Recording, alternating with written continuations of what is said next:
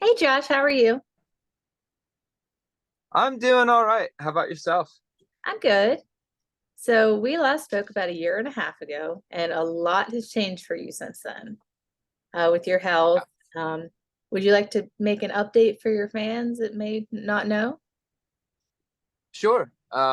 So about a year ago or so, a lot of things started getting really strange with my health, and I stopped being able to like tolerate a lot of foods. I ended up basically like bedridden for quite a while, and I was in and out of the hospital several times, and nobody could figure out what was going on. And so it turns out for the last few years, I've actually been dealing with an autoimmune disease called mast cell activation syndrome. And a lot of this kind of plays into what I've talked about over the years with mental health for me and a lot of my struggles. I didn't know that I was battling autoimmune issues that were genuinely affecting like my cognitive abilities and like my memory, my stress, my anxiety, all of these things were actually like caused by reactions to things that I was like eating throughout the years, as well as my environment, which I had kind of lived in not so great conditions for a long time, as most people do when they're, trying to pursue music.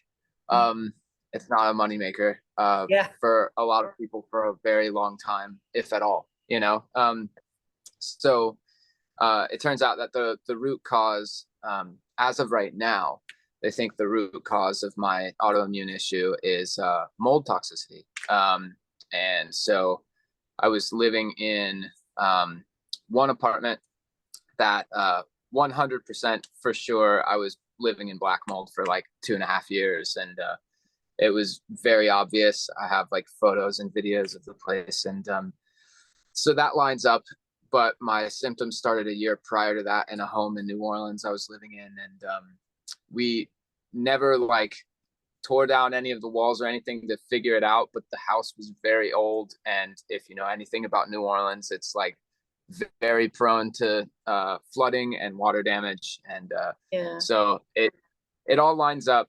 Um, However, now that I've gotten out of that situation, um, by the way, I literally had to move out of my previous home in June and completely get rid of everything I owned because everything that I owned had technically been contaminated, and I was actually having allergic reactions to everything I owned, which is what was putting me in the hospital. Yeah. And we couldn't figure it out because it was just such a strange thing. Um, so yeah, we quite literally lost everything, had to totally start over, and it's been a ride. Yeah.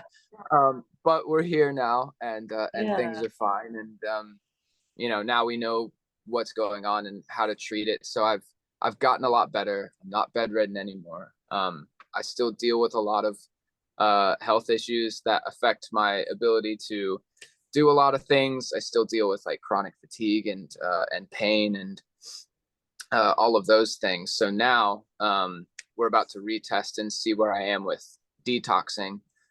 As you can tell from the last time we spoke, I've lost over 100 pounds. um, Yeah. um, so now the food intolerance is still there, and I'm still dealing with a lot of things. So they suspect that Lyme disease also might be in play as well. Um, so it hasn't ended.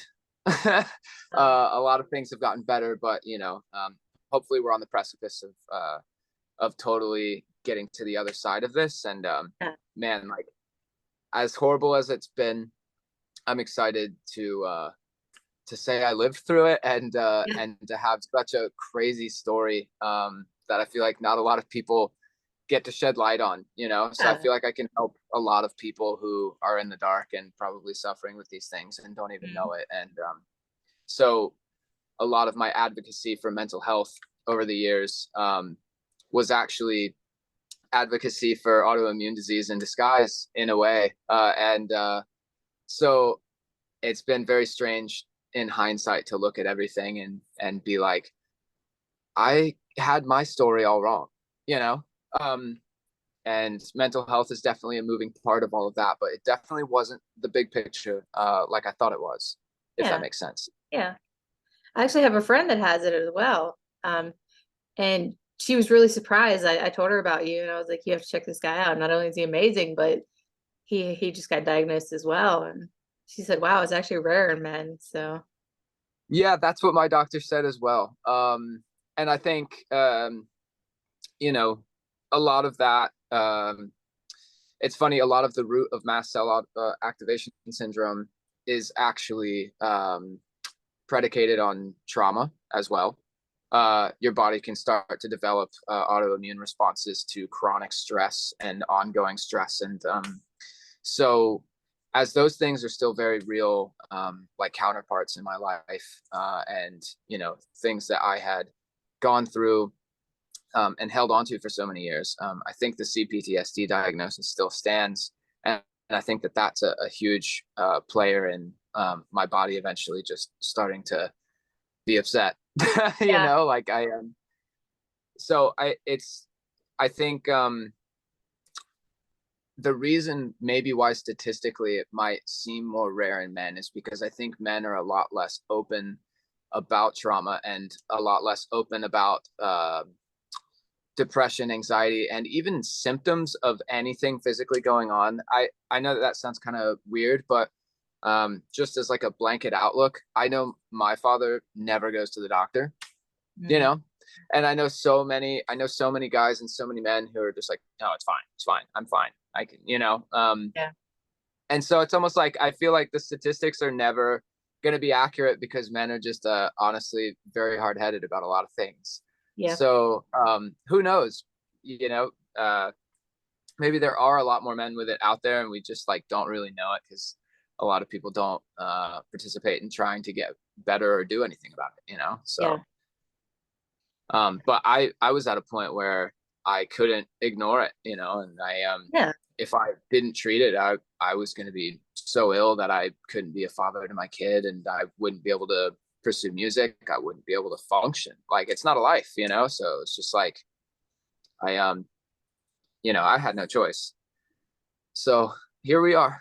yeah, Um, and feel free to stop me. I could go on for hours and hours about this because it's just been a very wild thing to go through, and it it triggers this thing in me where I'm just like I feel like I need to like over explain everything, and it would take decades to do so. yeah. There's just so many moving pieces to it. So how has having just chronic illness, how has that impacted your ability to make music? I'm sure it's set you Um, back some. yeah, definitely. I was hoping to be touring by now. I was hoping to be doing a lot of things that a lot of my peers and friends are doing, and it's kind of one of those things where, to be honest, more than anything, it's kind of affected my mental health. Where I'm just like, man, like um, I feel like almost like handicapped by this in a way, if that's maybe for lack of better word. But I just with the chronic fatigue and chronic pain and everything, and also, um, now I have chemical sensitivities. So we literally don't use any cleaners in the house. It's all like it has to be non-toxic. Everything that I get has to be non-toxic, and there's so much that you can't avoid, in venues or in vans or buses or gas stations and things that would trigger my autoimmune issues. Um, and so I've got to say it's definitely had like the biggest impact on my headspace, because trying to navigate through this and get to the other side to a point where I'm stable enough to do the bare minimum in this job, which is just to go out and play and tour and like actually have everything that I've worked so hard to get since I was 12. Like it feels like my body is just like constantly like getting in the way of that. And so it's more so a struggle to just say it's gonna get better. I'm gonna get through this, and I'm gonna get to touring, and I'm gonna be able to play shows and have my career. I think the biggest thing for me is just a fear of you know losing everything to something that's so out of my control. And as well as there are other things that are very like down to earth, things that have kind of impacted my ability to do what I do. And with the chronic fatigue and stuff, it's like I've really had to pace myself with tracking vocals and singing. Mhm. It's been a challenge. So I've had to like really just go like line by line or take by take while I'm recording things, and move a lot slower to just like make sure that my body is like kind of staying relaxed as I go through the process of trying to create something. It's definitely added 10 extra steps to everything I do, but Yeah. you know, um, I love what I do so much that it would just be impossible for me to just completely, Yeah. quit on it.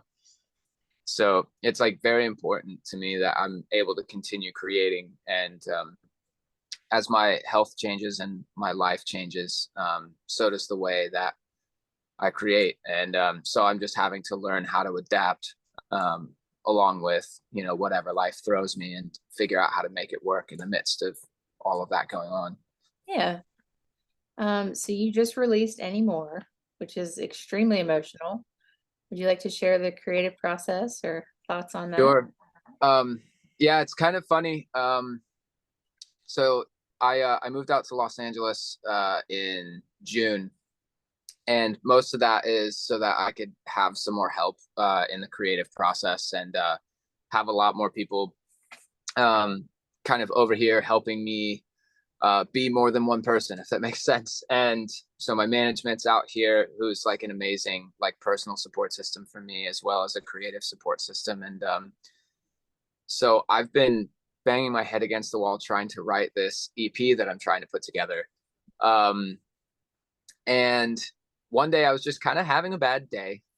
And I was struggling to write something that I genuinely liked. And I was also just having a bad day with like my health as well.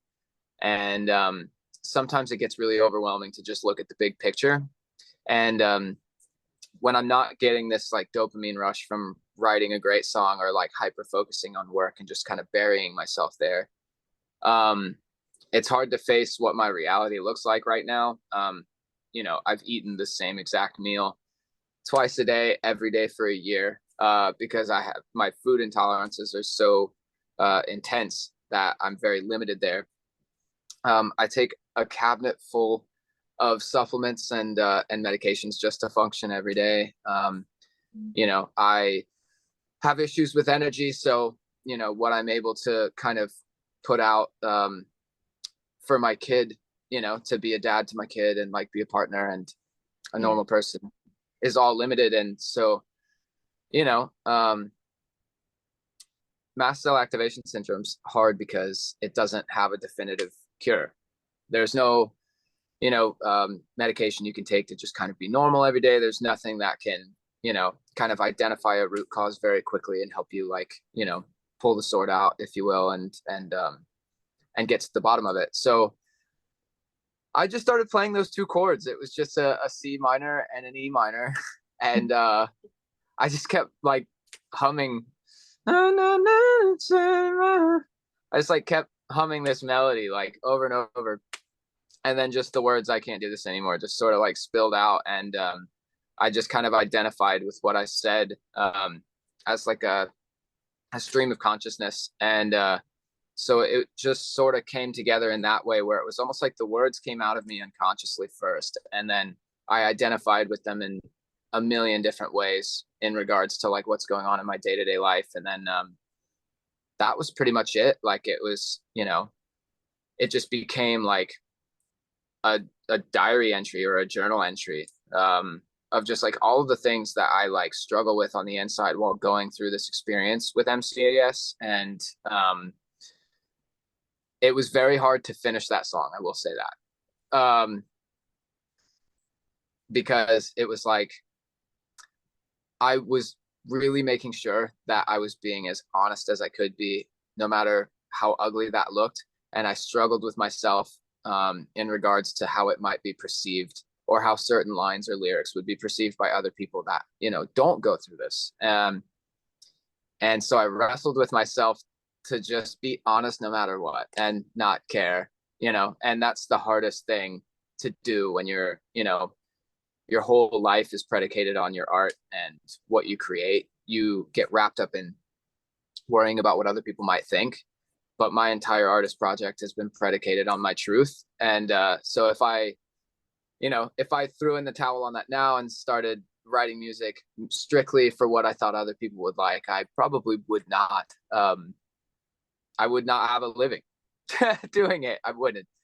Yeah. Um, so that's something I struggle with is making sure I don't lose the point. And so that song was a big tester for me.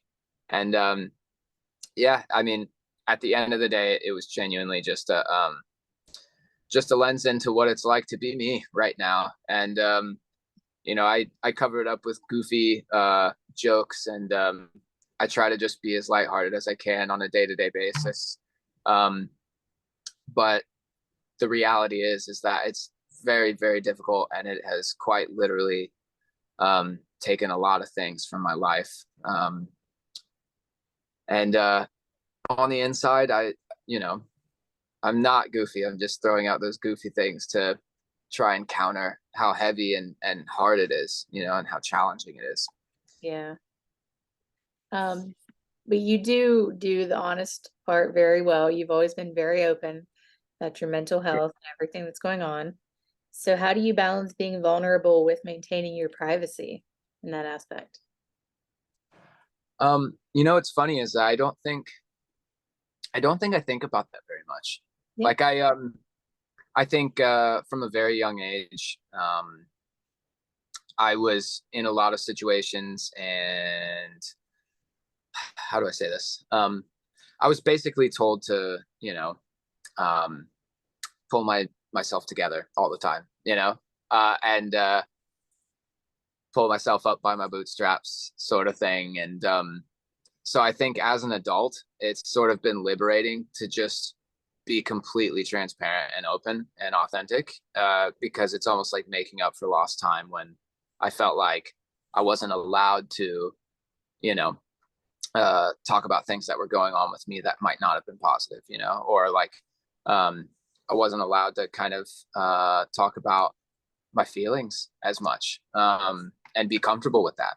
And so I think as an adult with music, it's been this beautiful thing where I've kind of found a place to completely just let that like spill out, and it doesn't scare me because it's almost like sometimes you listen to songs that feel even more like uncomfortably brutally honest, like I've heard sometimes I'll like think about my songs in comparison to like Eminem songs from back in the day, where I'm just like, Eminem was even less afraid than I am to just say it like it was, regardless of how, ugly or off-putting it might be. But, it was the truth, and it was something that he experienced, or something that went on in his life. And I feel like other people set the example for me to feel comfortable saying exactly how it is in my music. And Yeah.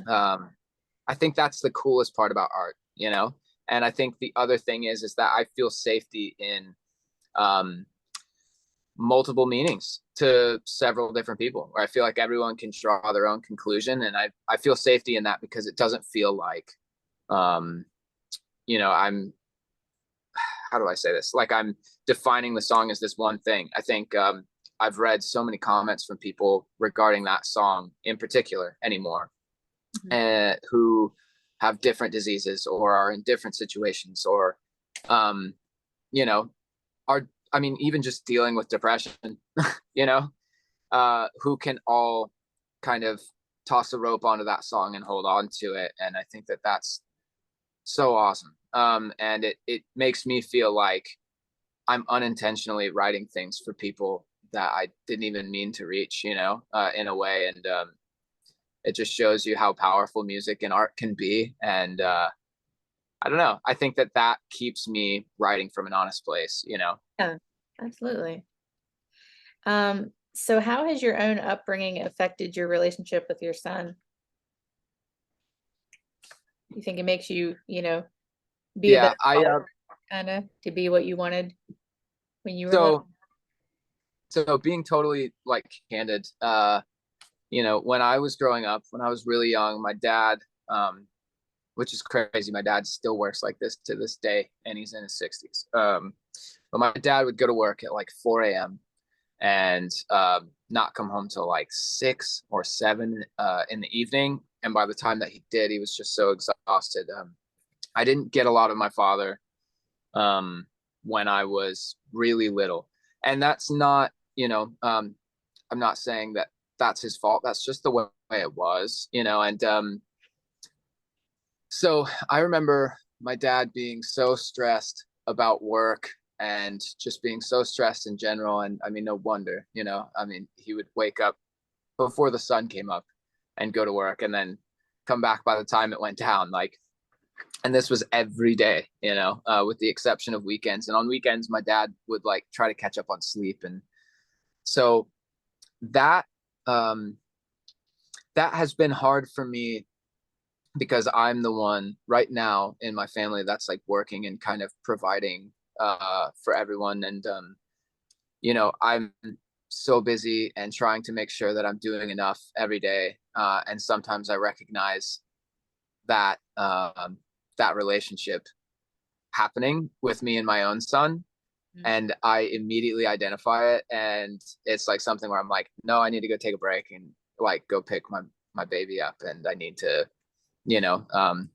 love on him and be goofy. And so I think about those things a lot, and it just makes me want to give him everything that I wished I had when I was really little, which my dad being silly with me, and or my dad just like watching a movie with me or reading me a book, or so I make it a point to just like every hour I'll walk inside, and when I do, he like looks at me and he like gives me this goofy smile and he starts clapping.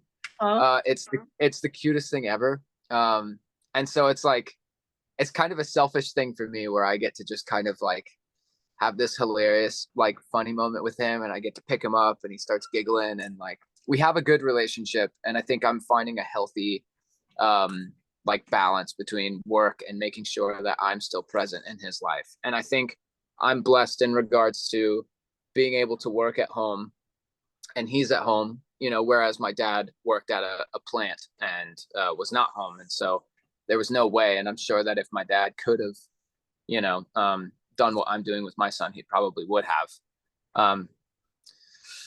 But it just, it taught me how important just personal time, with your child is, because as an adult, like I still kind of grieve that, and wish that it had been a bit better when I was younger. All right. I had some more fun questions for you. Lighten it up a little. What do you think the title would be if someone wrote a biography about you? Oh man. Maybe that's not an easy one.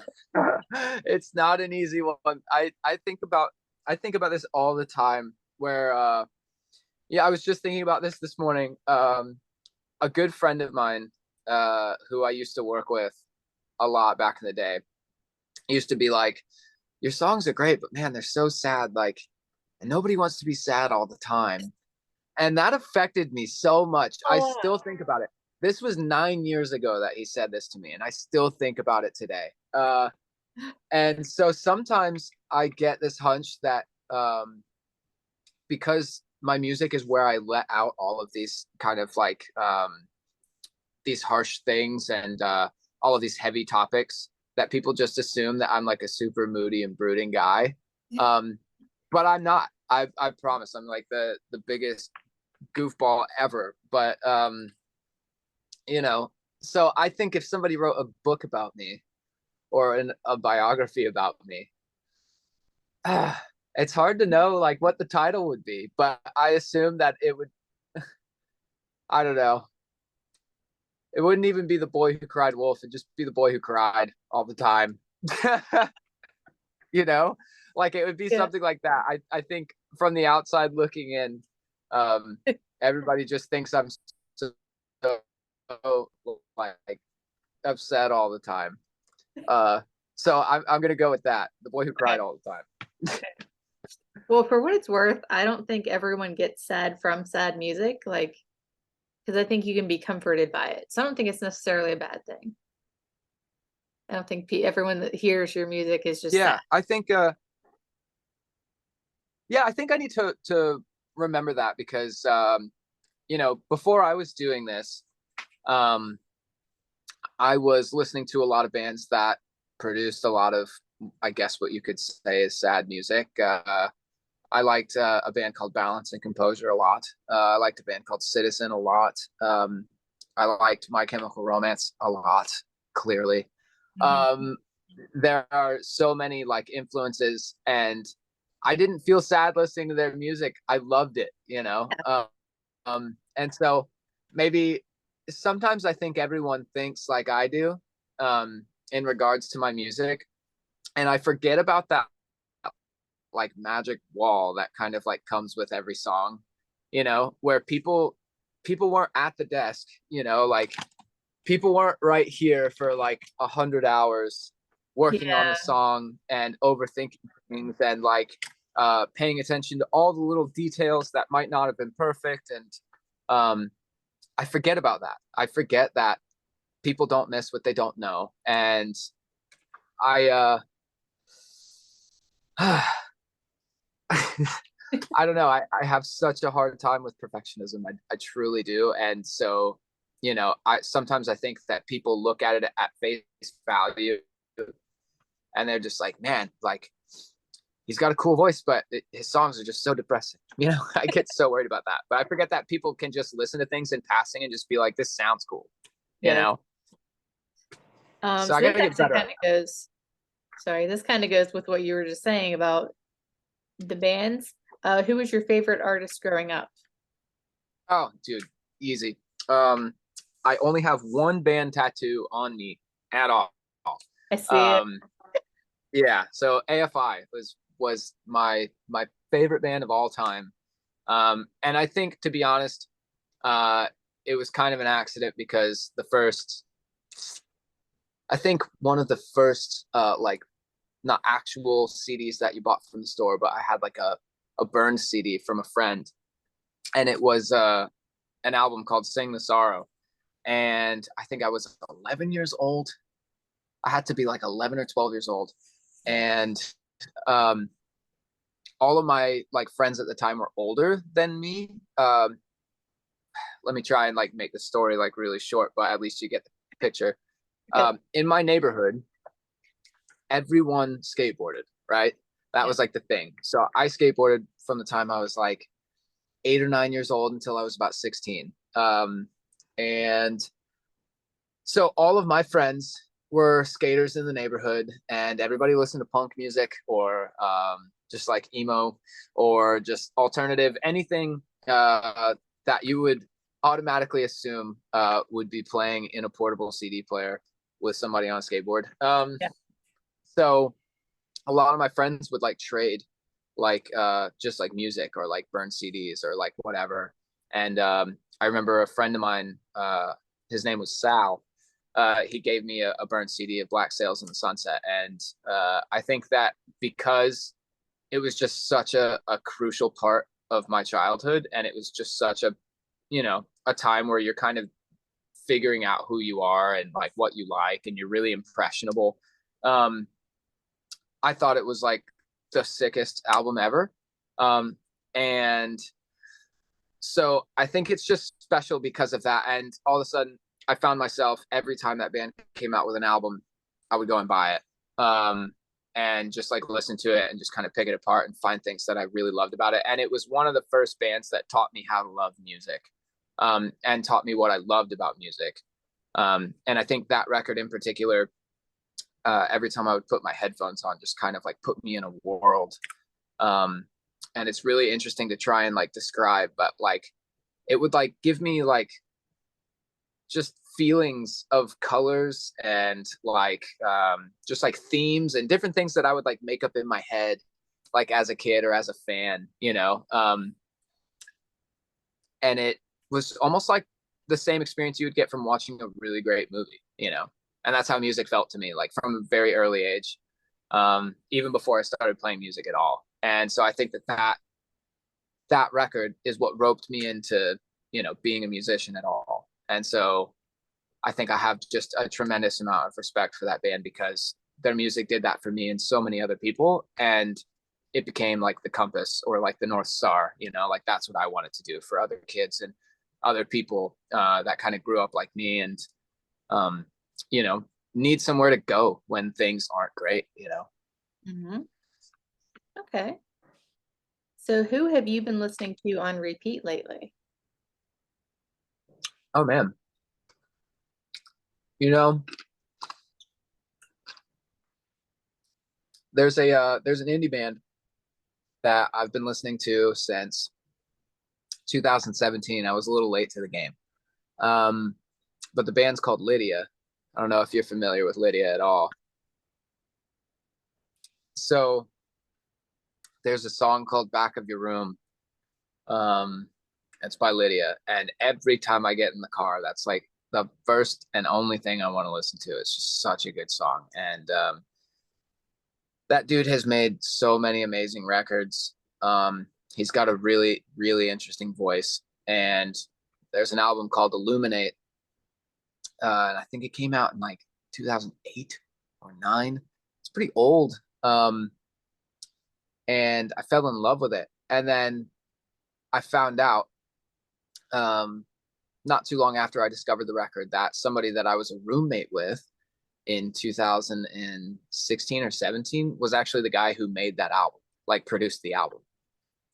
Um, and so it's just like this crazy thing. And but I absolutely adore Lydia. That's like one of my favorite artists at the moment, and something I definitely find myself listening to on repeat all the time these days. So, um, and then my last question for you is, what is a fun fact that people may not know about you? Maybe something silly, random. Um, let's see. A fun fact that people might not know about me. Um, I I absolutely uh, love animals, and I was going to be a marine biologist when I Oh, was growing up. So that was going to be a thing. I was going to be a marine biologist or a scientist um, until I like discovered music, and then my whole life went sideways from there. yeah, which is good for us. Maybe Right, it's not good for for you. marine life, but Yeah, maybe not me. Maybe things would have been a bit more steady and sound and less torturous. That's for sure. But I'm glad that I didn't do that. I think I'm exactly where I'm supposed to be. But yeah, fun fact, I really wanted to study marine life and be involved in animals. And I worked at a vet clinic when I was 16 years old. That was kind of like my in to trying to kind of get into taking care of animals and figuring out the science behind everything and what it all looked like and what that job was really going to look like. And yeah, then I got fired from the vet clinic. Um, and it didn't shake out. I just went to music. yeah. Well, now So, you're sad about it. So you write sad boy yeah, songs. yeah. Now I'll just write a sad song about how I never quite got to save the animals. Yeah.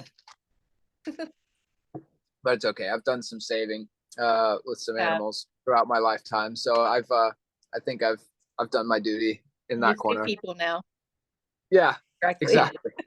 Um, yeah, thank you for saying that. Yeah. Um, but wow, it is crazy to be back here, having an interview with you again, like on the other side of just so much craziness.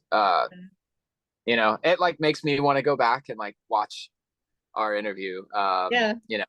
from a year and a half ago and like what that looked like and what I looked like. Cause I feel like I look like a totally different person these days. Yeah. I just had to talk to my day-to-day manager yesterday who was like, oh, we need to pick a photo for something really awesome that's coming up that I can't talk about yet.